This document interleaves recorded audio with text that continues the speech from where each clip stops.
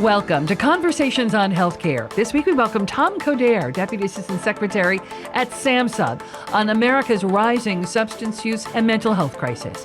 Now, here are your hosts, Mark Masselli and Margaret Flinter. May is National Mental Health Month, and this year it's particularly meaningful as new data emerges about the effect of the pandemic on our collective well-being. Tom Coderre is at the center of the U.S. efforts to recognize and to deal with these issues. He's the Acting Deputy Assistant Secretary for the Mental Health and Substance Use, also known as SAMHSA, the Substance Abuse and Mental Health Services Administration of the United States. Tom, welcome to Conversations on Healthcare. Thank you, Mark, and thank you, Margaret. It's great to be with you. Yeah, we start with grim numbers. The National Center for Health Statistics recently reported that the U.S. had a record 100,000 drug overdoses in 2021, a 16% increase from previous year. And the excess of alcohol drinking increased by 21% during the pandemic. And the Biden administration is implementing a national drug control strategy. And this is the first time the government is prioritizing harm reduction. And that term has been misrepresented by some. And if we can ask you to set the record straight on what harm reduction is all about. Sure, Mark. Thanks so much for the question. And first of all, let me begin by acknowledging how tragic those overdose deaths that you talked about are. Those are not just statistics, as we know. Those are real people. Those are mothers and fathers and brothers and sisters and aunts and uncles and cousins who have been taken from us way too soon. And the overdose crisis in America is doing that month after month. And it's not just a crisis of one substance. It's really an addiction crisis in our country, as you pointed out. And there are far too many people who turn to substances to change the way they feel because they've lost hope or they are self-medicating for some underlying condition that they may have. Let's just talk a little bit about harm reduction, because really that approach is really all about saving lives. Harm reduction is proactive and it's evidence-based. It's to reduce the negative personal and public health impacts of any behaviors that are associated with alcohol and other substance use. And it works at both the individual level and the community level. And it's, as you pointed out, a very important part of the Biden-Harris administration's comprehensive approach to addressing the crisis that we're in the middle of through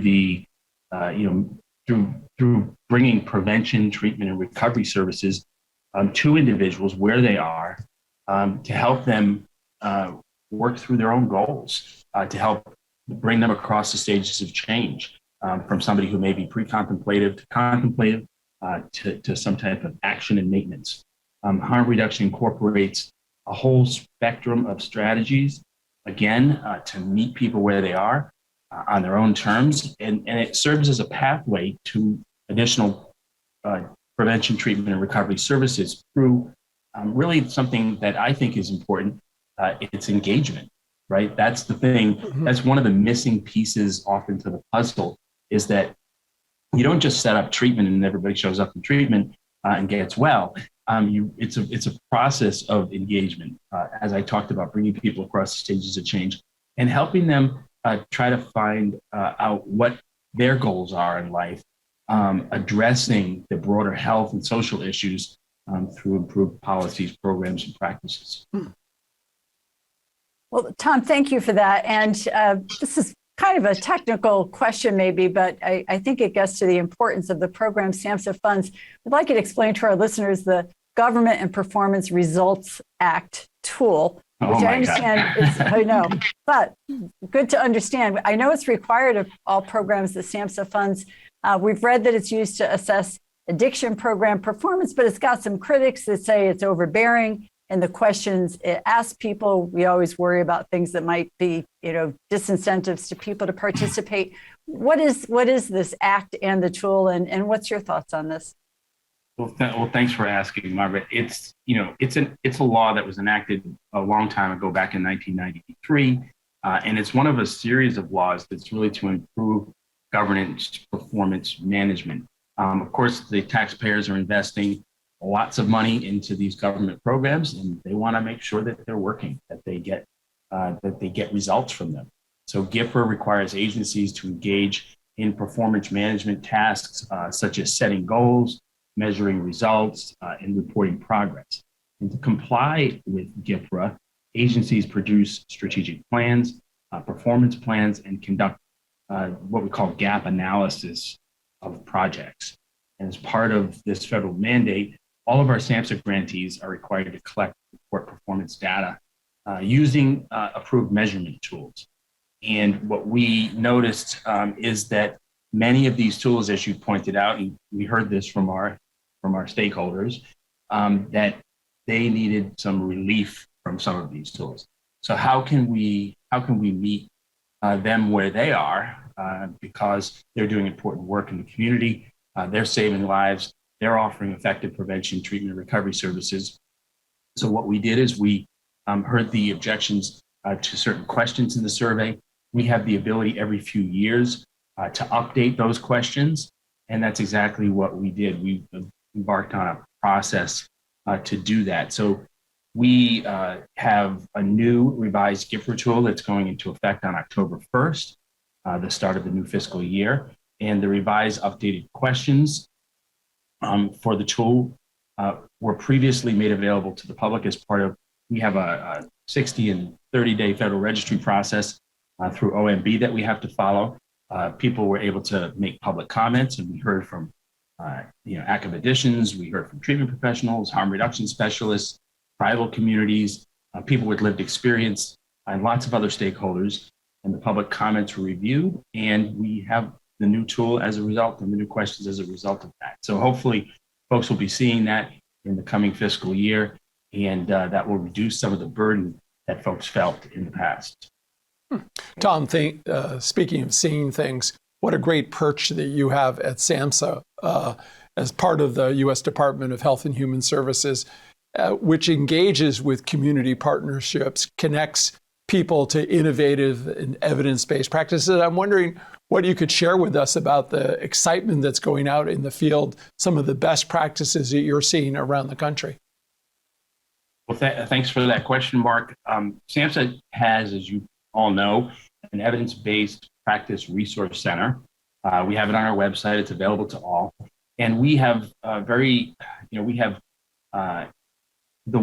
way to really be able to share and lift up some of the most significant evidence-based practices that are happening around the country. Mm-hmm. So we have things like practical tools for prescribing and promoting buprenorphine in primary care settings. We have information about prescription stimulant mix use among youth and young adults. We have a guidebook on preventing marijuana, treating concurrent substance use, telehealth, which has obviously been a big deal during the pandemic when everyone had to move to virtual platforms, and even things like reducing vaping among youth and young adults. So we've seen lots of these evidence-based practices being employed around the country, and we're happy to be able to lift those up. We also, just to give you some more specific information, have seen practices like, around buprenorphine training requirements and peer aids. Some of you may know, and your listeners probably do as well, is that at the start of the COVID pandemic, we had to relax the training requirements for practitioners who wanted to treat people who had an opioid use disorder, removing that barrier that existed. As a result, we've seen more eligible practitioners sign up to be able to prescribe buprenorphine, which is an urgently needed medication to help people on their treatment pathway. Equally important are peer recovery aids, people who share their own journeys and strategies with others who are grappling with their own cycles of substance use, and peer supports play a really important role in the work of recovery. So we value their contributions to this space. We also just embarked on a listening session. Our Center for Substance Abuse Prevention, in collaboration with our regional offices and our stakeholders, had a series of listening sessions last year. And we learned that for some organizations, the pandemic was an opportunity to be innovative in their use of technology, to go beyond their existing practices. One organization, for example, developed a mobile app through which individuals could connect with a confidential crisis phone line, chat with professionals in the crisis intervention unit, and obtain prevention materials. So that was an important tool. And lastly, many of you know that we're transitioning our National Suicide Prevention Lifeline to a new 3-digit number, 988.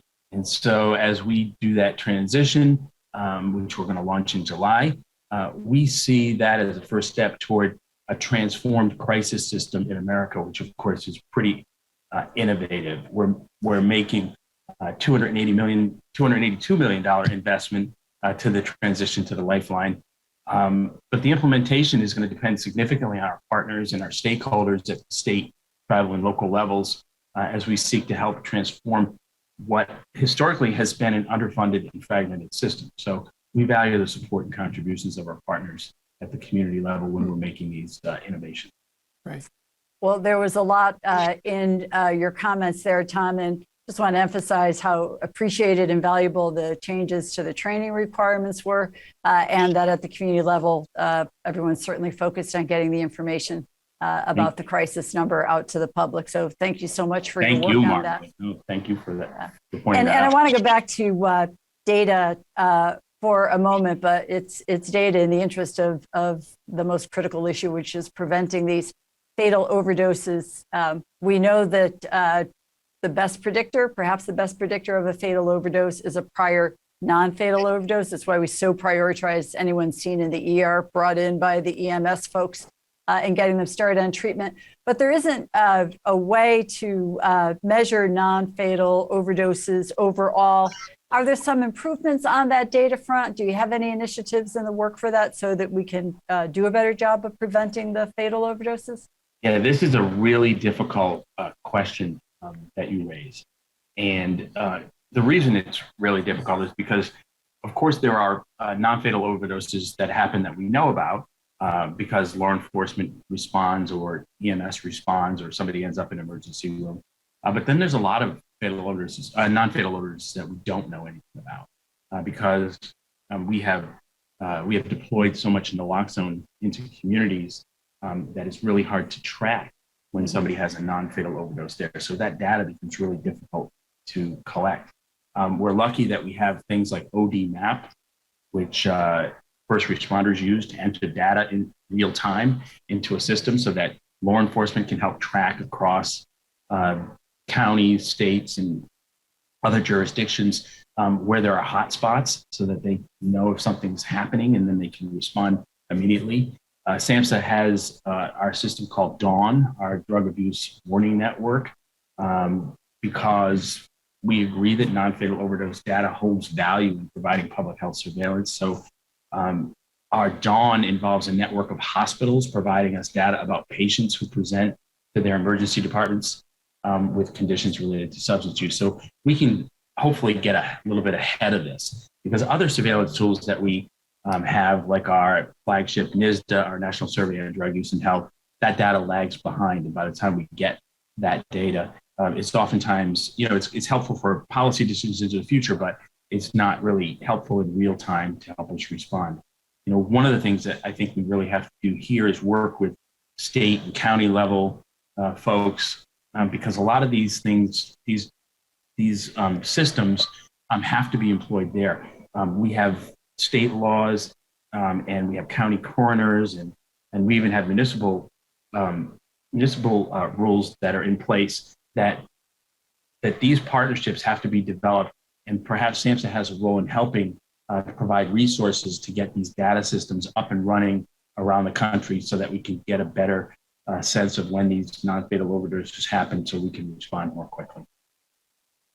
Tom, I think it's fair to say that there's no margin in making enemies when we're trying to do such important work and to save lives of individuals and all across the country. And we see the Biden administration stresses the word unity and highlights bipartisanship in this effort.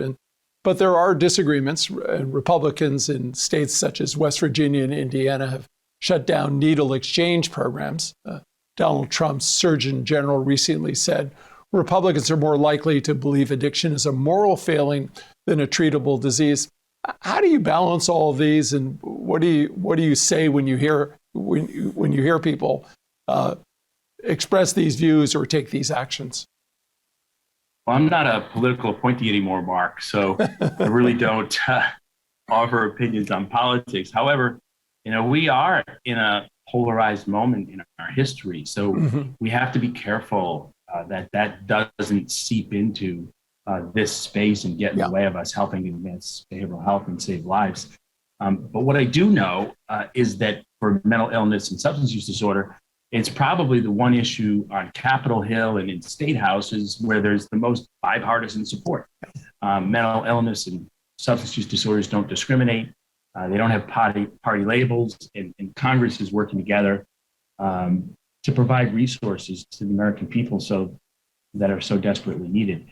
So there'll always be disagreements on the margins, but on the big things, there's a lot of agreement and there's a lot of people working together. Of course, SAMHSA's priority is connecting people to effective treatments and supports because we know that recovery is real and it's possible for everyone. Well, Tom, I think it's safe to say that none of us believe you could really put a dollar figure on the total cost of the opioid crisis to the United States. I think it's incalculable in some ways, but the experts say maybe $1 trillion each year. And there's a recent financial settlement with the Sackler family, which controlled Purdue Pharma, the maker of OxyContin. And that settlement, I believe, is $6 billion, which is supposed to be devoted to addressing the epidemic. We all remember the tobacco settlement money and certainly some criticisms that there was too much lost opportunity to really curb smoking with those funds. How do we do our best in this instance to ensure that the money funds what we have evidence really works as a strategy to reduce, hopefully, of course, eliminate overdose from opioids? Yeah, that's a great question, and it's on the minds of so many Americans, especially people who were harmed by companies who had a moral obligation to be good stewards of these products, and so that will get decided in courts. That the settlement really falls outside of SAMHSA's purview. And there are plenty of outside groups who are looking at this and they're making recommendations. Resources, of course, are super important, and we need to continue to have the resources we need to make sure that we can expand the full continuum of care for people. I know that Georgetown University recently held a roundtable with people from all parts of the field to get their opinions about how these resources should be spent. And that concern that you raised was raised at that time too, to make sure that these settlement monies go to things that really help mitigate the ongoing crisis. But what I can say about SAMHSA is that we have a budget request into Congress of more than $10 billion. And with this urgent need being faced throughout the country and throughout our communities, we need that money more than ever. Programs funded by SAMHSA, which prioritize connecting people to treatment for substance use disorders and mental health conditions, have never been as crucial as they are now, especially given the toll that the COVID-19 pandemic has had on all Americans. We've seen an exacerbation, right, of whether it's people who had mild anxiety and depression, now it's moderate or severe. We've seen substance use continue to rise, as we talked about earlier. And so these resources really will help us connect people to the help that they need. Well, both of them are very important, certainly fully funding SAMHSA's request. And if there are additional dollars coming through the settlement, that will be good news. But there is hope. And you've testified before the Senate that there are at least 22 million Americans who've resolved their issues with addiction, but there are so many routes as well to that recovery. What does the research tell us about what works right now? Well, there's a lot of evidence about what works, and I was really proud to be involved when I was a political appointee back in the Obama administration on a 2016 Surgeon General's report on alcohol, drugs, and health. And for those of you who are familiar with Surgeon General's reports, they review the current evidence. And that report had several chapters, one on neurobiology, one on prevention, one on treatment, one on recovery support, and one on health systems that really walked through. And for anyone who's listening and you want to check that report out, it's still very valuable. And even though it's a couple of years old, it's pretty timely. There's no cookie cutter approaches to treating substance use disorder. It's very individualized, and SAMHSA's role is to make sure that there are multiple entry points to effective evidence-based treatments and recovery supports. There are also, as you pointed out, many pathways. But to be clear, a lot of times people conflate a 12-step group with clinical treatment. And the two are very, very different. There's a big difference between the two. One really is about managing one's symptoms of their substance use disorder. And the other one is a peer support that extends beyond those acute symptoms, right? When we talk about addiction being a chronic condition that needs to be managed over someone's lifetime, that's really where 12-step groups and other peer support related activities, which I have been the beneficiary of myself, and we might have an opportunity to talk about that today, where they come in and then they can help that person sustain their recovery for the long term. And I think that's really important. Well, Tom, many of us have read the sad story over recent days in the media about the suicide of country singer Naomi Judd. And she spoke very publicly for years about her struggle with depression. And she referred to it as, and her family did, I believe, as treatment-resistant depression. I wonder, are you worried that this leaves people thinking that that means there are no options if they have this diagnosis? And I'll add that Dr. Tom Insel just told us last week in the field told us what we know in the field, that there are still options, even if someone carries this label of treatment-resistant depression. What's your thoughts on that? How does that land with the public? Yeah, well, first of all, about Naomi Judd, that's, her story is heartbreaking to me and many, many Americans. I couldn't believe it when I heard the news that one day before she was about to be inducted into the Hall of Fame, Country Music Hall of Fame, that she succumbed to her illness, and that was tragic. And of course, I can't speak to her personal diagnosis because I'm not really familiar with it, but at SAMHSA, it's really our role to promote options as broadly as we can and to seize every opportunity to make sure that people know where to look and to get connected to treatments and supports. We know recovery is possible, it's real, it's for everyone. And so my message would be not to lose hope. I think, when people talk about there being no options, that is not what you want to say to somebody who's suffering from mental illness. There are always options. There's always hope. There's always support. There's always something else to try. So we cannot give up on any individual, and we can't be sending the message to any individual that we don't have the support that they need. Tom, you talked a few minutes ago about your own journey, and you've been very open about sharing that, and it's very inspiring to those of us who have heard it. But I'm wondering if we could ask you to share what you'd like so others can learn and better understand the journey that people go through to get on the other side. Well, sure. I mean, thanks so much for asking that. We're taping this on May 16th, and yesterday, May 15th, was my 19th recovery anniversary, believe it or not, just yesterday. So for me, this is personal. I'm passionate about it. And recovery has saved my life and actually given me a life that beyond my wildest dreams that I could never have imagined. I went through a very public battle with addiction. I was a state senator from Rhode Island. I served 8 years in the state Senate. I developed an issue with alcohol and other drugs. and it ended up costing me everything. I ended up losing my position in the Senate. I lost my job as a nonprofit executive. My family and friends tried to help. I resisted their help. I pushed them away. That caused me to lose them. And eventually, that hope I spoke about earlier, I lost that hope. But fortunately, I was able to get the help that I needed. And today I'm a person in long-term recovery, which for me means I haven't used alcohol or drugs since May 15th of 2003. And I've been able to not just create a better life for myself, but I've been able to create a better life for my family and ultimately my entire community, because that's what happens when people find and sustain their recovery. I had access to a long-term residential treatment program, psychiatric services, which I needed, and then what SAMHSA likes to call the 4 dimensions of recovery: health, home, purpose, and community.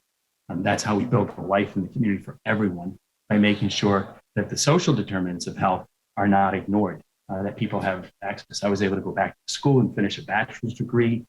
I was able to get employment, eventually re-employed.